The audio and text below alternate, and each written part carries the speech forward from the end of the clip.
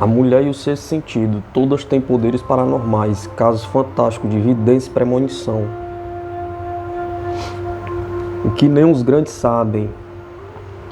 Na década de 50, a opinião pública foi sacudida pela notícia de que o chanceler Konrad Adenauer se deixava aconselhar por uma velha cigana. Quem faz a política em Bonn agora é Buchela, a vidente de Remagen, caçoavam os adversários de Adenauer, e seus amigos se perguntavam preocupados: como é que isso vai repercutir no povo? Pergunta. Pois a igreja veta predições e consultas a videntes. Em seu livro, porém, eu vos digo, Buchela descreve seu primeiro encontro com Adenauer. Por instância minha, ele sentou na mesma poltrona gasta usada por todos que me procuram. Ele me fitou, com um sorriso nos lábios, a cabeça levemente inclinada para um lado. Depois falou com seu sotaque berliense.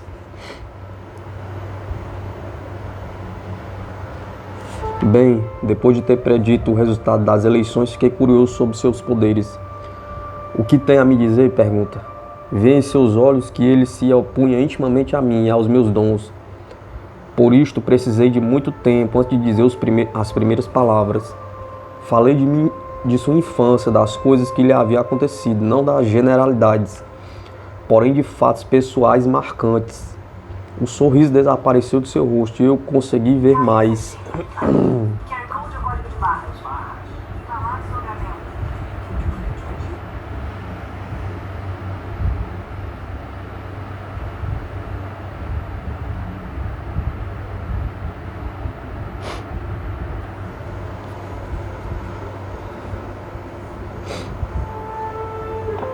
E falar com maior desembaraço. Ele ficou pensativo, apoiou a cabeça sobre as mãos e me olhou desconfiado. A senhora tirou tais informações da Spiegel. Spiegel é aquele jornal alemão. Disse ele, ou do arquivo secreto.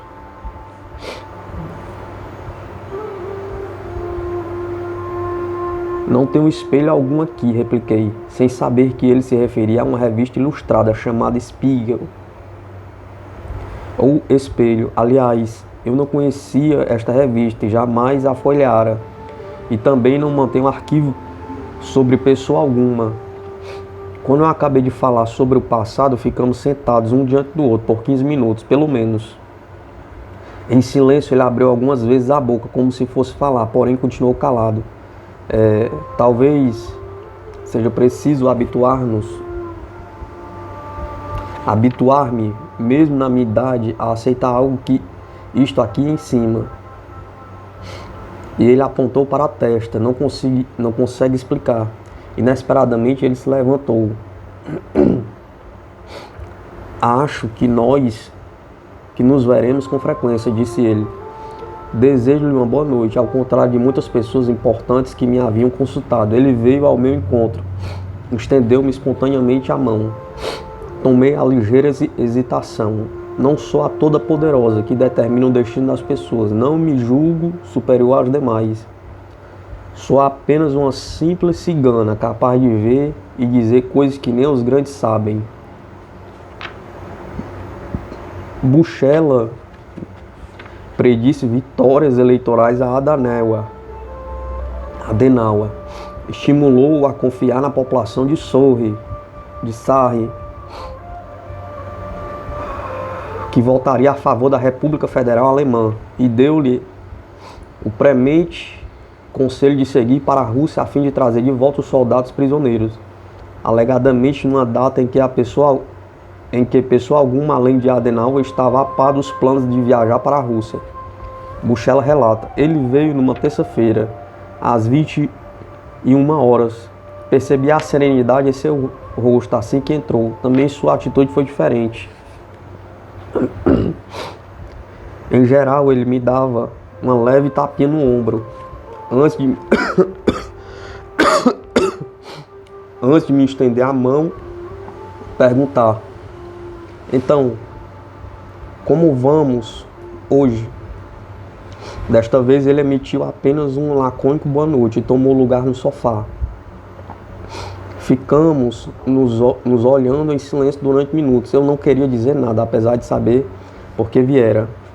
Ele parecia lutar consigo mesmo, mantinha os olhos baixos e estava absorto em pensamentos. Depois ele levantou bruscamente a cabeça. Estou diante de um problema, disse ele. Trata-se de saber se eu sei, interrompi. Tinha adivinhado quando ele entrara.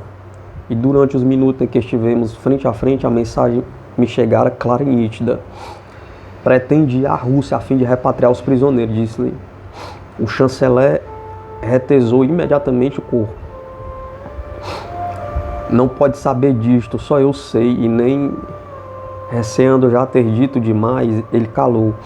Depois de fitar demoradamente meus olhos, sorriu. Esqueci que estou diante de uma clarividente. Seu sorriso desapareceu. Ele queria ir lá. Insistir com os russos para que libertassem nossos homens. Porém, não posso fazer isso sigilosamente. Quando viajo, todo mundo sabe dos meus intuitos. Logo, se eu fracassar, se eles recusarem libertar nossos homens, vou ser culpado de ter sujado o caso. Ele falou realmente sujado. Nossos homens já merecem a liberdade. É intolerável continuar a vê-los no cativeiro, sujeitos a trabalho escravo. Mas o senhor conseguirá, afirmei. Viaje. Deve realmente ir? Pergunta. Não há interesse demasiado em jogo? Pergunta. Não precisa fingir que espera por minha orientação, pois intimamente já está decidido. O senhor viajará e terá êxito na missão. Nossos homens vão retornar. E eles retornaram. O homem mais poderoso da República Alemã, o patriarca, seguro de si, o governante, experimentado em longa carreira de lides políticas, teria realmente necessidade de discutir seus planos e projetar com uma mulher alheia à política. Uma mera cigana? Pergunta. Konrad Adenauer seria apenas um fraco, supersticioso e inseguro? Pergunta. Pode-se partir do princípio de que Konrad Adenauer não se deixava influenciar por Buchela em suas decisões. O que ele procurava junto dela é o que, como viúvo, talvez necessitasse de maneira especial, era a assertiva. O que pretende fazer está certo. Quando ainda havia resquício de dúvidas.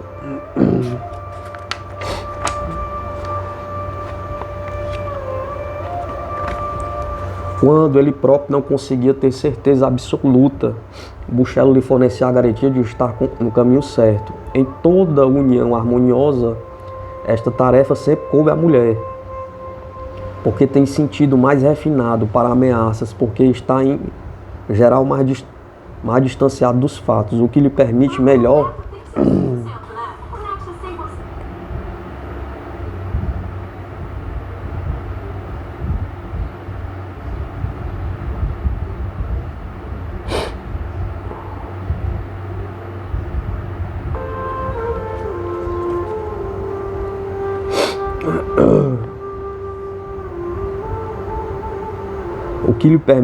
avaliação, fator dos mais importantes nos dias de hoje.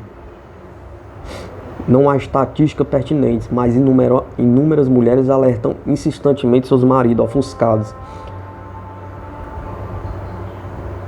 Mas inúmeras mulheres alertaram insistentemente seus maridos ofuscados em 1933 e nos anos seguintes, quando sonhavam com a Idade de Ouro e se deixaram empolgar pelo nacionalsocialismo. Não se junte ao movimento, tenho um mau pressentimento, isto tudo vai acabar mal. E elas estavam certas, o homem sensato ouve sua mulher. É lamentável que a sensatez tenha abandonado tanto deles naquela época. Sempre foi do conhecimento geral que em mulheres os dons suprassensoriais são mais frequentes do que nos homens. E talvez seja esta a raiz da guerra do sexo, a animosidade do homem contra a mulher, um medo demonstrado por muitos homens pelas mulheres.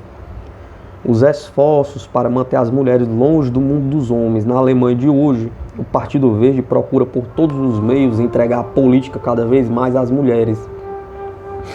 dizendo que esperam delas outro tipo de política, não só uma melhor, porém uma talvez capaz de salvar a humanidade da catástrofe final. Acho que o desgoverno dos homens já foi longe demais, que eles já não sabem o que fazer para evitar os males que abatem sobre nós. Se ainda existe salvação, esta virá pela mão das mulheres. Mulheres sentem o perigo, pressentem a desgraça e conhecem a saída. Sob esse ponto de vista, não é de admirar que se procure tanto a mulher atualmente. Jamais se deve ignorar avisos e recomendações às mulheres. Mulheres têm acesso a fontes do conhecimento vedadas à maioria dos homens. A mulher e o sexto sentido, todas têm poderes paranormais. Caso fantástico de vidência e premonição. O sexto sentido na banca examinadora. Atualmente já não se questiona a existência de fenômenos supranormais como clara evidência. Profecia. Atualmente os cientistas preferem dizer pré-cognição ou pré-conhecimento clarevidente. Telecinese, deslocamento de objetos mediante força mental, sem contato direto e assemelhados. Foi comprovado com exatidão científica que eles existem realmente. Para psicólogos modernos,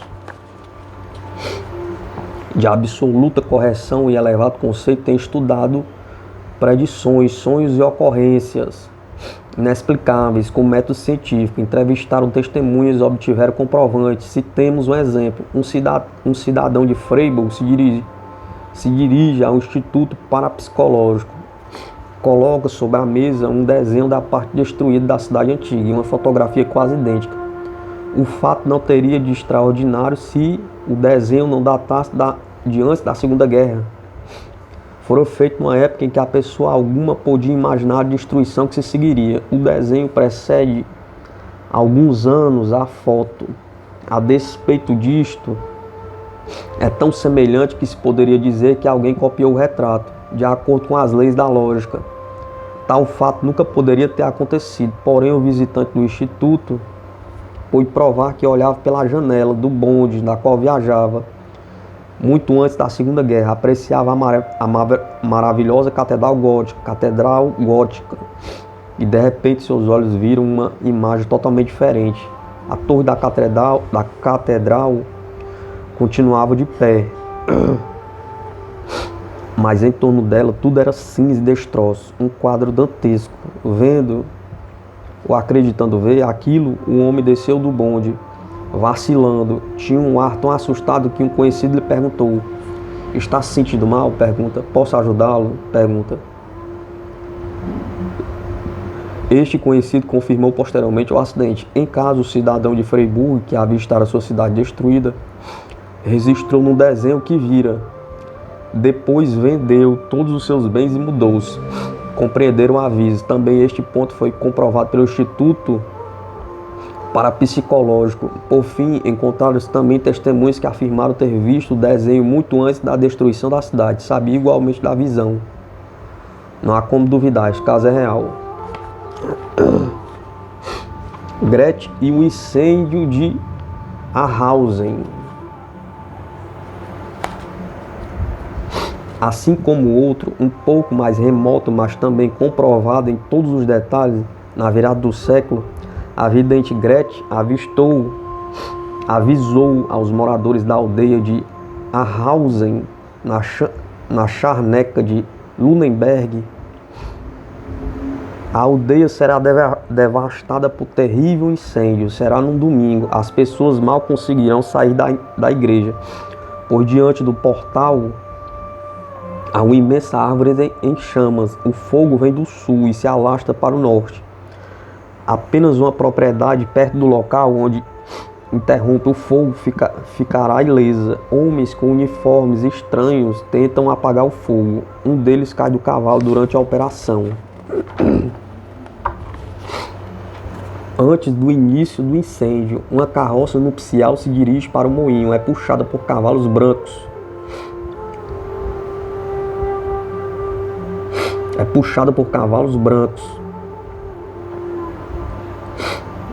Os cavalos de uma segunda carruagem se espantam e viram para a esquerda uma vez de tomar à direita. Detalhes em abundância. Os habitantes de Aarhausen conhecem os dons de Gretchen. Acreditaram nela e fundaram brigadas de incêndio para evitar o desastre. Porém, durante muitos anos, nada aconteceu. Em 1925, cumpriu-se a profecia da carroça nupcial. Os moradores de Aarhausen redobraram seus cuidados, temendo um incêndio anunciado. Ele ocorreu em 1933, no domingo de Pentecostes. E tudo aconteceu exatamente conforme Gretchen anunciara. A árvore diante da igreja pegou fogo. Soldados montados da SS correram para ajudar a extinguir as chamas. Um deles caiu do cavalo. O fogo poupou uma propriedade. Coincidências demais para que se fale em simples acaso, ou suponha que alguém deu uma mãozinha para que a profecia se cumprisse.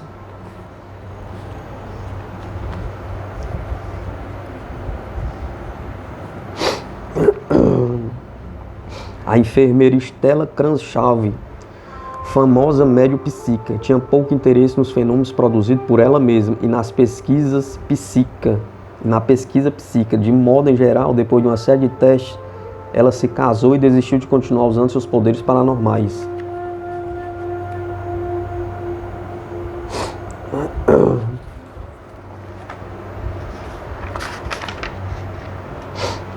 O PES da estatística. Os cientistas classificam tais ocorrências como fenômenos espontâneos. Nada foi preparado, não se esperava nada. O inexplicável aconteceu por si mesmo. Em cerca de metade de todos esses casos foi visto, sentido, percebido algo que ocorrera em local diferente, às vezes até bastante afastado. Atualmente dá-se o nome de telepatia ou clarevidência. Exemplo: uma mãe sente quando seu filho corre perigo na rua, quando se percebe algo que ainda não aconteceu e que só ocorrerá futuramente. Fala-se de precognição. Em 39% dos casos, trata-se de conhecimentos prévios desta espécie. Exemplo: uma mulher prevê que será abandonada pelo marido. Há ainda 4% de manifestações mistas. A premonição se cumprirá em um local distante, no futuro. Exemplo: uma mulher sonha que um avião cairá nos Estados Unidos. Finalmente, 7% dos casos podem ser classificados como psicocinese, exercer influência sobre a matéria sem recorrer a forças físicas. Exemplo: uma russa era capaz de separar gema clara de um ovo apenas olhando para ele. Para contemplar a estatística levantando pelo Instituto Parapsicológico da Universidade de Freiburg, 43% das ocorrências suprassensoriais acontecem em sonhos,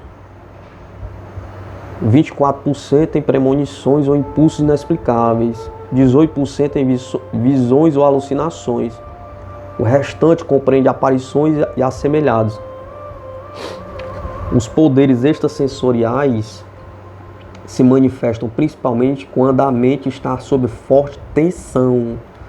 Em 44% dos casos, trata-se de mortes. Em 19% de risco de morte, doenças ou ferimentos. Em 26% de ameaças reais ou imaginárias, no trabalho ou na família. E apenas 11% dos fenômenos se manifestam sem motivo aparente.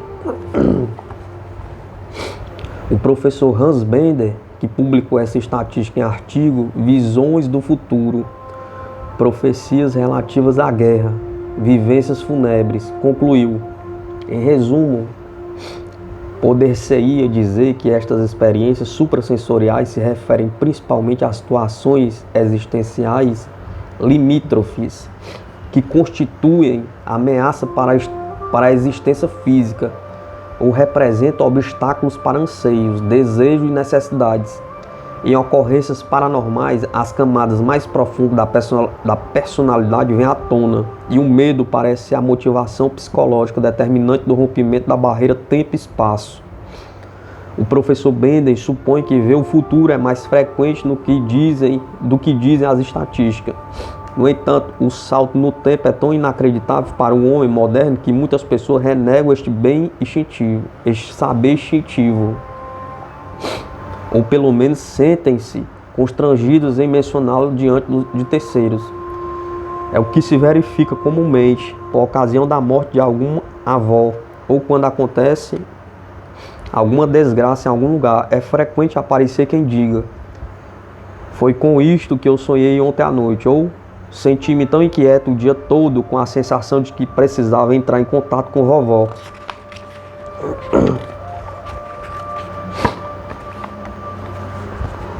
Quase sempre são mulheres que afirmam isto. Quem as escuta fica pensativo por alguns momentos, depois tem um sorriso de indulgência para com a sonhadora ou vidente. Se ela tivesse falado antes que o incidente ocorresse, então sim, mas depois, pergunta. Timidez e falta de autoconfiança nos próprios poderes dificultam a pesquisa dos fenômenos parapsicológicos. Revelações posteriores não podem ser incluídas nas pesquisas. Após o assassinato de um presidente, qualquer decisão pode proclamar: eu previ isto, talvez ele tenha razão, mas já não há como prová-lo. A mulher e o sexto sentido. Profecia com experiência passível de comprovação. No entanto, os parapsicólogos não ficam sentados em seus gabinetes, esperando que o acaso lhes leve novo material. Não se limitam a estudar fenômenos espontâneos. Também realizam experiências para testar objetivamente poderes supranormais e para provocar a ocorrência de fenômenos paranormais. O procedimento é o seguinte: em primeiro lugar, determina-se a tarefa, que poderia ser, por exemplo, adivinhar o ocupante da poltrona 2 na fila 4, no auditório da Universidade de Freiburg, às 20 horas de um dia pré-fixado. Se aparecer alguém capaz de responder inequivocamente tal pergunta, estará provado que existe claro evidente e pré-cognição do futuro. Porém, antes de dar início à experiência, é preciso verificar se não foram deixadas pontes que permitem chegar ao objetivo por outros meios. Assim, por exemplo, o orientador da experiência não pode saber quem será a pessoa convidada como figurante. Neste caso, o médium que se dispôs a tentar a solução poderia sondar-lhe a mente. Teríamos então um fenômeno telepático, porém não pré-cognição. Portanto, é preciso escolher algum evento completamente alheio à experiência em curso, para eliminar a possibilidade de ponte entre os organizadores e o orientador do teste. É muito menos entre o organizador do evento e o médium. Quem convida o figurante não pode saber da existência do teste, nem de quem está envolvido nele. Caso possível, deveria ignorar até a composição do grupo presente ao evento. Estas medidas acauteladoras são indispensáveis para que o resultado possa ser aceito como válido. Quando todas as precauções tiverem sido tomadas, solicite ao médico que responda à pergunta feita, remetendo a resposta ao orientador. Naturalmente, ele deve tê-la em mãos antes da realização do evento. Claro que não se deve esperar uma resposta do tipo: na poltrona 2, na fila 4, sente-se a dona Elizabeth Hafner, de 44 anos, residente à Rua da Cruz, número 5. Predições não funcionam desta maneira. Em vez disto, o médium descreve uma cena como, por exemplo, veja uma mulher jovem, de longos cabelos louros, porte esbelto, parece preocupada. Está diante de um piano de cauda tocando Chopin. A casa fica na encosta de uma montanha. A porta para o jardim está aberta. Agora, a mulher se levantou, excitada. Fecha rapidamente a tampa do piano e corre para o jardim. Se o ocupante da poltrona 2, na fila 4, for realmente uma mulher louca e jovem, que confirmar sim, esta cena se passou comigo há 3 dias lá em casa. O médium conseguiu ver a pessoa procurada. A mulher e o sexto sentido, todas têm poderes paranormais.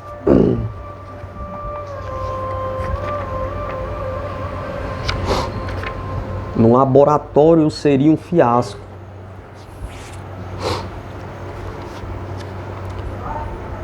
Tais experiências foram realizadas por diversas vezes, com êxito. Todavia, raramente as médiuns eram mulheres. Eis um aspecto interessante que talvez explique por que se ouve tanto falar de pessoas como Uri Geller e tão pouco de mulheres com capacidades suprassensoriais. Em pouquíssimos casos, os dons se deixam ativar sob comando. E então, apenas quando se trata de assunto verdadeiramente importante, as famosas médias femininas russas constituem notável exceção. É maravilhoso constatar como a mulher recorre às suas capacidades suprassensoriais em caso de necessidade. No entanto, costuma retrair-se quando se trata de experiências. É como se reagisse intimamente à profanação de algo sagrado. Em seu livro Não se pode mentir ao futuro, a adivinha alemã Gabriele Hoffmann diz: adivinhar símbolos impressos em fichas no laboratório não ajuda em nada o desenvolvimento do sexto sentido. A ideia em si não deixa de ter seus méritos. Porém, o pesquisador moderno deve conscientizar-se de que parte de premissas falsas. Tenho certeza de que seria um fracasso no laboratório se me submetesse a essas experiências com fichas, pois eu estaria nervosa, preocupada e contraída.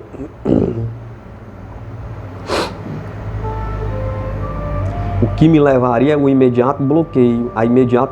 Eu não poderia provocar o estado de transe, pois para isto necessito do meu ambiente habitual e porque preciso estar sozinha com o cliente. E mesmo que conseguisse, eu não estaria em condições de afastar todas as impressões que me assaltariam, a fim de ver unicamente os símbolos das fichas de meu oponente oculto.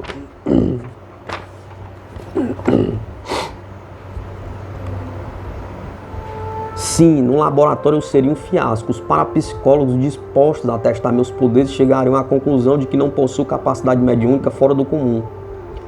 Mas é inegável que eu as possuo, portanto, o erro não estaria em mim, e sim na maneira de fazer a experiência. Teria que ser realizada por pesquisadores severos e rigorosos, preocupados com o médio e não com dissertações teóricas, e teriam que estar dispostos a aceitar uma nova maneira de pensar. É inevitável tentar explicar assombrações, clarevidência, transmissão de pensamento, conteúdo de sonhos e muitas outras coisas, atualmente sem explicação através da lógica, sem conclusões exclusivamente racionais. Eu vi e percebi que nosso mundo é muito mais do que nossos sentidos, e a força de nosso pensamento abrangem muito mais. Sei ainda que